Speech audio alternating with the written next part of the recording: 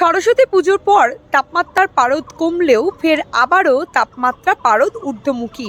বুধবারে সর্বোচ্চ তাপমাত্রা থাকবে 28 ডিগ্রি সেলসিয়াস, সর্বনিম্ন তাপমাত্রা থাকবে 21 ডিগ্রি সেলসিয়াস। সকালের দিকে ঘন কুয়াশায় আচ্ছন্ন থাকলেও কিন্তু সেভাবে শীতের আমেজ নেই। হাওড়া, হুগলি, উত্তর 24 পরগনা, দক্ষিণ 24 পরগনা, পশ্চিম মেদিনীপুর, পূর্ব মেদিনীপুরে ঘন কুয়াশাচ্ছন্ন রয়েছে। 50 মিটারের নিচে দৃশ্যমানতা কমে, কিন্তু বেলা বাড়ার সঙ্গে সঙ্গে আবারও আকাশ পরিষ্কার হবে এমনটাই পূর্বাভাস আলিপুর আবহাওয়া দপ্তর। উত্তরবঙ্গের ক্ষেত্রেও মালদা, কোচবিহার, উত্তর দিনাজপুর, দক্ষিণ দিনাজপুর, দার্জিলিং, জলপাইগুড়িতেও ঘন কুয়াশাচ্ছন্ন থাকবে এমনটাই পূর্বাভাস আলিপুর আবহাওয়া দপ্তরে। আপাতত বৃষ্টির কোনো সম্ভাবনা নেই এবং মাঝামাঝি সময় থেকে, অর্থাৎ ফেব্রুয়ারির মাঝামাঝি সময় থেকে বঙ্গে থেকে শীত বিদায় নেবে এমনটাই পূর্বাভাস আলিপুর আবহাওয়া দপ্তরের। আগামী 8ই ফেব্রুয়ারি ফের একটি পশ্চিমী ঝঞ্ঝা ঢুকছে।